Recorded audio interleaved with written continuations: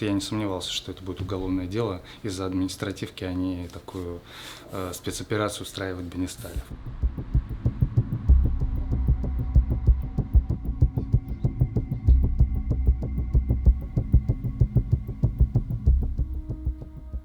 Полицию меня вызвали по причине якобы публикации фейка на сайте Псковской губернии. Начальник управления МЧС по Псковской области посчитал, что мы опубликовали заведомо ложную недостоверную информацию, попросил проверить мои действия на соответствие статьи 207.1 УК РФ. Спрашивали, публиковал информацию?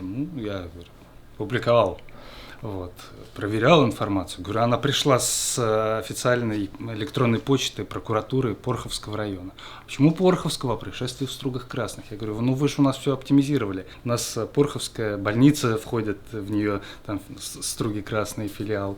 То же самое со следственными отделами. Я говорю, конечно, у нас не возникло подозрения, что это может быть ложная информация. Это очень качественно сделанная подделка, специально, конечно, для того, чтобы мы как-то на нее клюнули.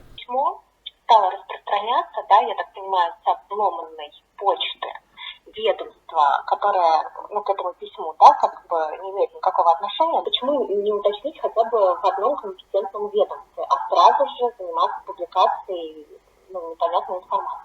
Возможностей заведения уголовного дела очень мало. И они специально, конечно, сделали именно про фейки. Фейки — это сейчас модно, почти так же, как оправдание терроризма.